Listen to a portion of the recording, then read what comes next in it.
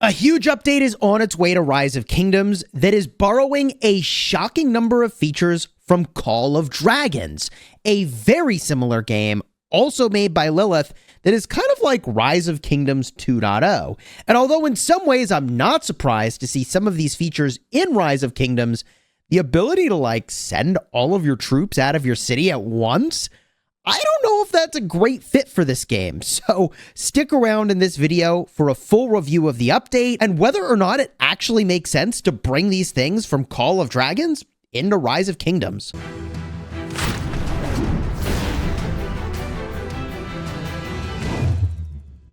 Hello my friends and welcome back. I'm Chisgule Gaming, and on the 8th of August, there's going to be an update to Rise of Kingdoms. And this update is going to bring a bunch of stuff. I'm going to go from top to bottom in this update message, but of course, you can use the timestamps in the description to navigate to any part that you're really interested in. And if you like Rise of Kingdoms guides, videos, and news updates as soon as the info drops, consider subscribing to the channel for daily Rise of Kingdoms videos. This video is actually going to be a little weird because I'm going to bounce back and forth between Rise of Kingdoms and Call of Dragons. And the first thing they're adding to Rise of Kingdoms that's in Call of Dragons is a new trust system and commander stories. We've added the trust system and tons of new dialogue for 8 commanders, with more on the way. Double C, Minamoto, Ethel, Cleo, Sundok, Joan, Skippy, and Sun Tzu. I'm going to be honest with you, and I'm going to say this feature is, I don't want to call it a complete waste of time, but, the dialogue stuff in Call of Dragons is really not very meaningful to me. Let me show you exactly what this looks like. This is my city in Call of Dragons, and instead of commanders, you have heroes, and in this game, some of them randomly walk through your city. So in Rise of Kingdoms, we can expect that a random assortment of probably 3 commanders at a time will walk through your city, just like you see here in Call of Dragons. And in Rise of Kingdoms, there's going to be 2 options. A dialogue option, which is honestly a bunch of fluff that, once you see it, it gets pretty boring, but then every time they're in your city, you can talk with them, and it's the same dialogue still. So you can do this a lot of times if you want, and doing that gives you a tiny amount of sort of reputation or favor with that hero. So you can see I'm already just kind of clicking through this. It's taking way longer than I was anticipating, and boom. I got 5 minutes of speed ups for my troubles, okay? Now, often you will also get sort of reputation with the hero, and as we'll see in the Rise of Kingdoms patch notes, there's going to be some apples that you can give to the hero, and let me explain that as well. Here we have Sweet Dew. When you do your daily quests in Call of Dragons, you get 5, I think, Sweet Dew per day, and giving Sweet Dew to a hero will increase your reputation with them. You can see here Velen is at a trust level of 7 in this case. Now, increasing my trust level with the heroes is going to give you a bunch of different rewards, and you can click that on the heroes. So expect the commander screen to be updated with yet another thing, and that thing is going to show you your sort of repute with that hero. So once you progress through that hero's story, you unlock their dialogue options, but most importantly, you unlock their emojis. And this aspect of hey, you can unlock emojis, I suppose this is the one part of the whole reputation system coming to Rise of Kingdoms where I'm okay, I guess unlocking some emojis. I mean, that's kind of cool. Here are all the different voice options that you unlock further along, but I don't play with the sound on, so I wouldn't know the difference anyways. Long story short, I don't know how I feel about a reputation system coming to Rise of Kingdoms personally. I don't think it really needed it. The above commanders will show up in your city where you'll be able to interact with them. You can increase your trust by talking with them or gifting them these golden apples. As you increase a commander's trust, you'll unlock chapters in their biography, exclusive new dialogue with full English voice acting. And once they've reached a certain trust level, you also unlock commander exclusive animated emojis. I mean, animated emojis? Animated? It may all be worth it for the animated emojis. But after a time, it does start to feel, I don't know, a little bit of you're collecting trust on the heroes, but also a fair amount of chore. It is possible that just like in Call of Dragons, we'll also get a daily quest to go in and actually talk to a commander. And that, is a daily quest we have in Call of Dragons. That could happen in Rise of Kingdoms. In addition, there's going to be I want to say a holiday event, the Quixie Festival. I'm probably not pronouncing that correctly. Bringing back Esmeralda's Prayer, which actually is a pretty solid event. Players gave feedback on it because it wasn't so great for rewards, and now actually you can get a city theme pretty consistently. Also, Esmeralda's Treasures is going to be back. Try your luck to win some of Esmeralda's riches. War of the Ruins, Race Against Time, and In Search of Wonders. Man, if you want to see me get wrecked for armaments, I'll have a card up in the top for the In Search of Wonders event. This only shows up in kingdoms that are in Season 3 or in the Season of Conquest for Kingdom versus Kingdom. See the event calendar for detailed information. These events, by the way, only show up in kingdoms that are at least 21 days old. The reason the developers started doing that is that people were timing jumper groups with holiday events for an even bigger jump start. Now, from here, they've also improved the rewards for Crusader Achievements. These improvements will take effect for Lost Kingdoms that begin after the update. For kingdoms in Season 2 of the Season of Conquest, they've added Formation Choice Chess to certain Crusader Achievements. I think that's good. For kingdoms in KvK Season 3 or Season of Conquest, they're adding Transmutation Stones to the rewards for Crusader Achievements. I think that's good. They've reduced the difficulty of some of the Lost Kingdom Chronicle quests in Endless War, Distant Journey, and Light and Darkness stories. They've also reduced the difficulty of capturing the Crusader Fortress. I didn't think it was that hard to capture, but okay. They've also added season accolades to a leaderboard. I think this is actually really cool. In the last 3 days of the Lost Kingdom, you'll be able to view the governors with the most units killed, most units lost, and the most units healed. I don't quite know why this would only be there at the very end. I feel like when you play the game and you're really in it, you hopefully will be fighting in a time period where you can see, oh, there's an event now showing like kills. And that is so fun to watch. I don't know why there isn't sort of a global kill board and a pass-based kill board, because it feels like really obvious that that's something players really like. And they already sort of have that, and it's really popular. I mean, when I live stream fighting and there's a kill event going on for the KvK, everybody's like, where are you ranked? Where are you ranked? Who's ranked top? Where are you ranked? All throughout the stream, right? That's one of the 3 things people ask. How are you ranked on the kill board? Give me a map update. Are you winning or losing? That's it. In stories where you can dispatch 2 troops to join rallies, we've optimized the process for doing exactly that. Cool. During the first stage of the Eve of the Crusade event, you can now trade scraps of parchment with all governors in your kingdom, not just your fellow alliance members. That's awesome. Farms can give up their sort of pattern pieces to mains. Mains can get more rewards. I think this is great. It's a team event. We should stop thinking about kingdoms as alliances and as kingdoms instead. So this is, I think, a nice change. Optimize the Past Glory event. These changes will take effect for Lost Kingdoms that begin after the 11th, 8/11. And this is interesting, but I don't know how I feel about it. The difficulty of certain stages of the event have been adjusted, depending on your season. The maximum duration of each stage, this is when you're rebuilding your Crusader fort, has been changed. 3 days for the first stage, 2 days for the second stage, and 2 days for the third stage. This is not Eve of the Crusade, which is leading up to your entering KvK, but Past Glory is rebuilding your RCF when you're in KvK. Now, the weirdness here is that I think some kingdoms are just not active enough to complete the stages, which is probably why they're putting a hard limit on each of these stages for the number of days they can proceed. There's also now a limit to how many hero medallions you can earn during the third stage of the event. I think this is a kind of a fat L.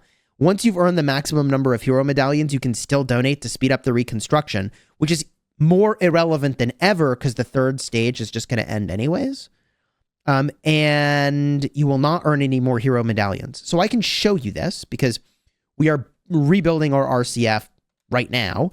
And I can go in here, Past Glory. This is the Past Glory Heroism Stage 3, where you trade in medallions, or I guess you trade in sculptures and you get medallions, okay?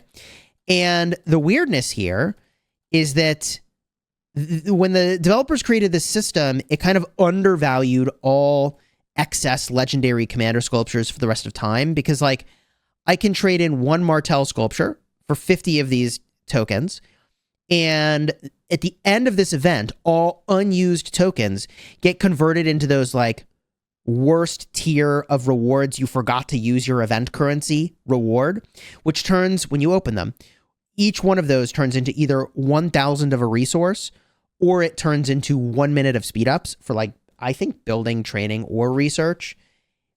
So like, it's not even a gold head for 50 minutes of speed ups. It's like a gold head for an assortment of speed ups and resources, including irrelevant speed ups. What I'm trying to say is a lot of people turn in these excess sculptures in order to get extra speed ups and resources, which is something that I will probably do within the next day or two.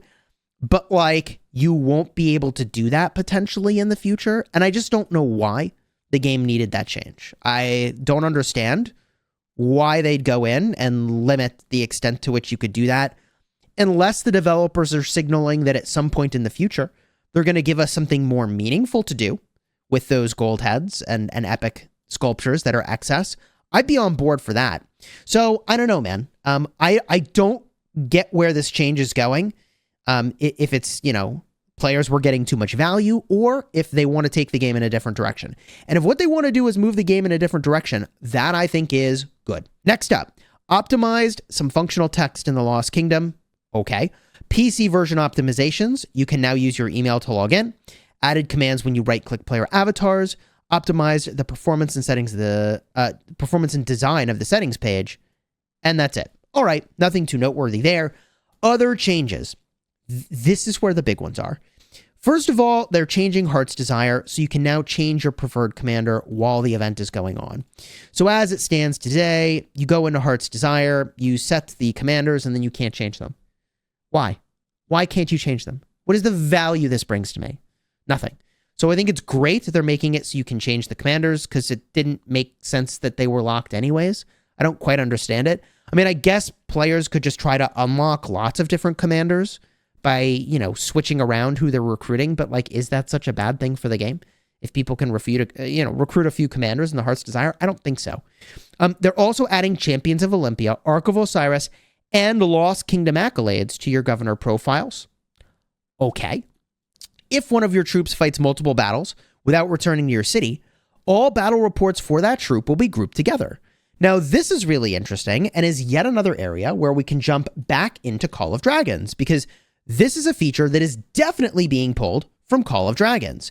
If I go into my reports, here's one where I was unstoppable with a flying march that has cavalry, which is insane. But you can see here a summary of each report. So I lost 4,400 troops in this exchange, sev wounds, and I inflicted 57,000. I lost 2,800. I inflicted 33,000. So it's funny because I actually prefer the battle summary in Rise of Kingdoms now, where I can see the grand total. So hopefully we can still see the grand total, but also get a nice breakdown like this. And if I were to say, hey, Call of Dragons, you know what you could stand to do is all the way at the top of this, give me my sev wounded and the enemy sev wounded in total. And I think that would be pretty cool. So this is what reports look like. And in addition, I can drill down to any one of these reports. So I expect we'll see something kind of similar to that in Rise of Kingdoms. And, you know, I have a lot of these where I can click into them and see how I did. And man, these flying marches just absolutely slap. But let's get back to Rise of Kingdoms, because there is another Call of Dragons feature they're going to borrow. Up next is the combat optimizations. And here it is. We're going to go back to Call of Dragons in a second, because they're adding the ability to dispatch multiple troops at once. On the troop dispatch screen, check multi-select to select which of your saved troop templates you want to dispatch. This could be so toxic for Rise of Kingdoms. And I have 2 or 3 thoughts on this. The first is, do you know how much time you've wasted going march number 1 out of my city? March number 2 out of my city. It's even annoying to do it all and to say it out loud, but like to get 7 marches out of your city, it's going to take you like 30 seconds. And you do that like a couple hundred times in a KvK easy. So like, how many seconds of your life are wasted just sending troops out of your city? Just think about it. It's actually kind of dumb. So the ability to dispatch multiple troops at once at face value seems really cool. And let me show you what this looks like. Okay, in Call of Dragons, we're back in COD. And if I go out of my city, I just zoom out a little bit. I select wherever I want, deploy, multi-create, and then boom. I actually, by default, am given this option.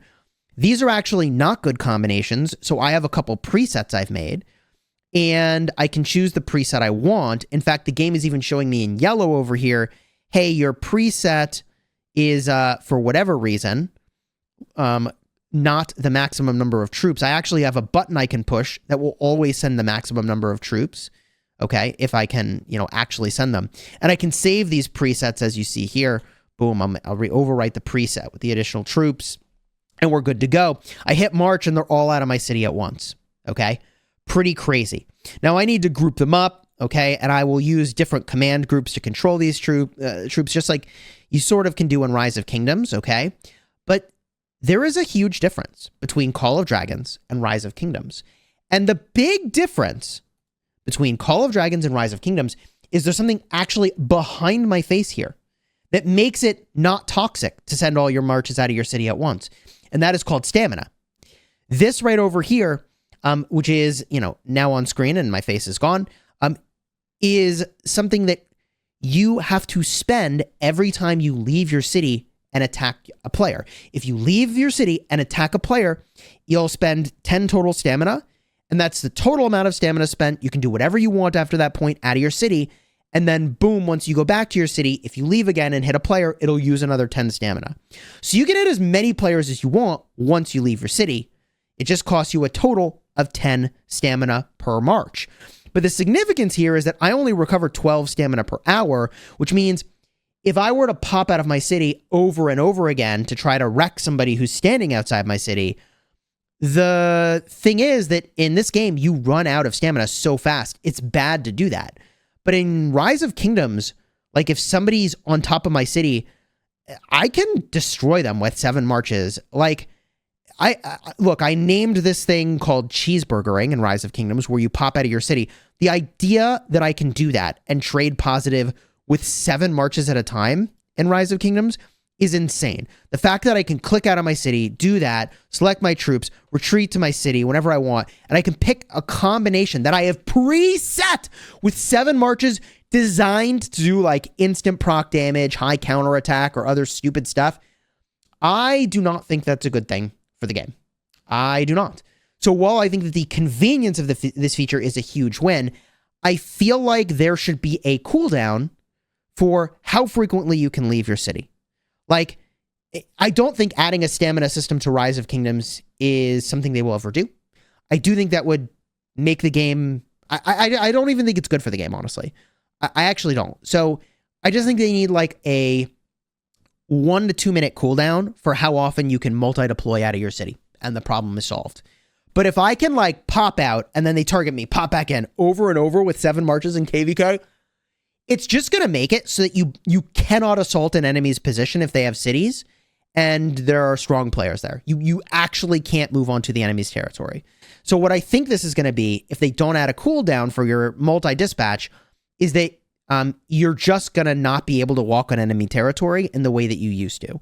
Because in a world in which you have 5 marches out of your city already and the enemy's moving around with all these marches, for you to bring 1 out at a time to try to fight them, it's never going to work. You're going to get wrecked. 1 march at a time, you'll get wrecked. But if I can, send all 7 out at once, that person who's on my territory is caught out. They're going to get wrecked. Okay. So I have weird feelings about this. From here, added garrison plans for your city's garrison commanders.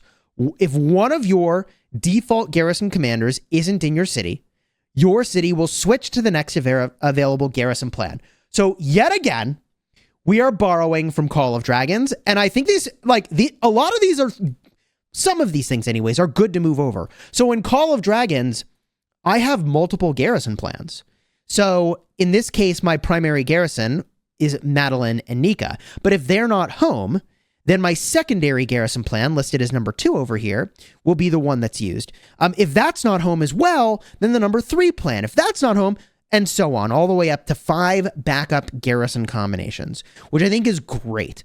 The way this works now in Rise of Kingdoms is your garrison captains are out of your city and the game decides what the next best thing is, and it does not always choose well. So, especially because it doesn't really look at like who you have your talents on, I think, for garrisoning. I don't know that it's looking very intelligently at your equipment and armaments to make a good choice. So, I would expect that you can have probably up to 5 presets based on the level of your city wall, which is also a nice feature of the city wall, that you unlock these presets as you level it up. At least that's how it works in Call of Dragons. And if I want to, bump these around, I can hit the up arrow, and now that's my top combo. Of course, that's probably a mistake because I can't, I don't know why you can't just drag these to rearrange them. That would be really nice. So, now to fix this, I've got to, go all the way down and do this, I think, kind of like this. I don't know, man. I'm gonna fix all these at some point anyways. Madeline Nika's fine. I actually, it doesn't matter. You don't care about Call of Dragons. Let's jump back to Rise of Kingdoms. Okay, so I think the idea that you can add these presets is going to be nice. And this is a ton of features borrowed from Call of Dragons. Okay, when dispatching troops to join a rally or garrison, if there are multiple recommended types, the system will prioritize adding the recommended unit types when creating a default troop in descending order of priority: infantry, cavalry, archers, and siege units. Yeah, it already prioritizes this today, but it's interesting now that they'll go in that order. They've improved the tap and hold interactions on the map, reducing the chance of tapping on things by mistake. Sounds interesting, but I don't tap and hold on PC ever. That sounds like a mobile thing. Made fog effects in Champions of Olympia and Arc smoother and softer. Okay. Changed the location of exclude button in Champions of Olympia and Soroli Crisis, making it more intuitive. Okay. And added a shortcut to the KvK ceremony. That's nice, man. Today you have to keep going into this stinking menu to do the KvK ceremony. And it's why, bro? All the other KvK events and other events, they give you a little thing right behind where my head is, and you can just click there. So it's nice that they're adding that in. Overall, this is, honest to goodness, the Call of Dragons patch for Rise of Kingdoms. This is the Call of Dragons patch for Rise of Kingdoms, hands down. The things that they're adding, straight up, it's some of the better features to bring over, I think, from Call of Dragons, other than the core combat in Call of Dragons. But that's a separate matter entirely, right? And, Rise of Kingdoms simply isn't meant to have that style of combat. So overall, I think this patch is really interesting. We should probably expect more Call of Dragons stuff to move over, and vice versa. For example, a couple other things I'd love to see is that the Wheel of Fortune in Call of Dragons, just as an example, is 100% value. I want you to hear that. There's no trash spots on a Wheel of Fortune in Call of Dragons. So if there were one other thing, if the developers are listening, where I'm like, hey, you know what you should do from Call of Dragons? Get rid of the building speed ups, get rid of the research speed ups, and put healing speeds and more training speeds, right? Or just make them both healing speeds, honestly. And boom, huge win, easy win, okay? And what's so bad about, giving people some healing speeds, right? Instead of worthless building speeds and research speeds. People got a field fight. You're encouraging people to field fight. That's a win, right? Or more universal speeds would be dope. So I love that every spot in the Wheel of Fortune and Call of Dragons is actually straight value. It is so rewarding to do the wheel over there. Wow, it's crazy. Let's do one other thing in this video, by the way. I've got a huge pass opening coming up tomorrow, which should be really fun. In fact, I can show you the chronicles here. I don't know if we're going to get a fight or who we're going to fight, but Mountain Warfare pops this evening, and then boom, we'll be battling into 2 different zones potentially, possibly both at the same time. I don't know if we're going to pull the, I say this jokingly and lovingly, an 846 and, go both ways, but we are positioned to actually battle 254 if they come into the Echo Plains, which, I don't think they are right now. Or we could go to the left and battle over here, and, I don't know if these guys are battling us either, or if we're getting this zone for free. So, I may have fighting, and if I'm not fighting, then I'll be spectating the fighting that our allies maybe do. If they fight, honestly, I don't know. You're going to want to subscribe so you don't miss it, but let's do the promised key opening. Why am I opening keys?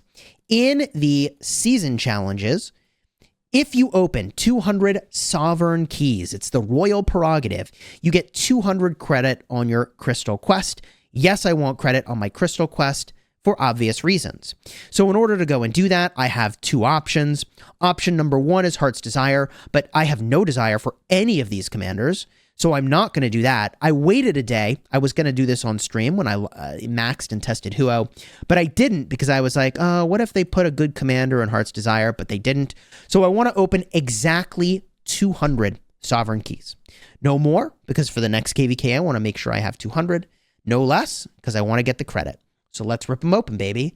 And that is wicked. 600 currency. That's 6 universal legendary commander sculptures. Okay. Boom. That's 3 sculptures that trade in for 150 currency. Another 150 currency trade in. Okay. And another 150 currency trade in. Bro, when you have all these commanders maxed, this is where I got to give the developers big credit, is that you are so rewarded for maxing commanders in this event. It is awesome. It's actually really awesome. Okay. Continuing on. Boom! Full con. Another 6 universal sculptures worth of currency. Let's go. Oh my god. Another 2 sculptures worth of currency. Oh, a Margaret sculpture. Okay, 150 currency over here. I'm also getting speed ups and stuff. Another 150 currency. Yo, 150 currency. Okay. Oh, Chandra Gupta. Okay, hi. Margaret, another 100 currency. And another 200 currency. And a Moctezuma. Lol. Meme Tezuma, perhaps. 200 more currency. And 150 more currency. Okay. Another 100 currency. And we only have a few more pulls. 100 currency, 150 currency, and we're done. 200 more currency. I mean, okay. So now, by the way, I can get a commander, but like, who do I even take here? I'm just going to leave this, I think, for now. I've left one of these for a really long time on one of my other accounts, and it hasn't gone away. I don't know if there's like a limit on when those will expire, but it isn't when the shop resets. I can tell you that much. So I'm going to go and spend the currency over here. 2,000 currency gave me 20 gold heads. I already bought, I think, another 10 or 20 gold heads earlier this week. And I have 46 days before this resets again. So by the time the next KvK rolls around, I will be able to either get more sovereign keys if I need them to get my quest credit on my crystal quest, or I can buy more universal sculptures, and that is so rewarding. Huge win. I actually really like that. So now I claim this. Big W. I go and I get my crystals over here, and you can see why that was valuable. I'm going to add in another probably 1 million or so crystals to my total for the upcoming fight. Pretty awesome. Again, I'll be battling very, very soon. If you want to see my entry into this KvK, I'll have a card in the end screen. Alternatively, I maxed and tested Huo. If you want to see the summary of those results, card will be in the end screen in just a second for the brand new cavalry fielding commander. And like, yeah, I mean, he's fine, but maybe you don't need to max him. Check it out. Card in the end screen.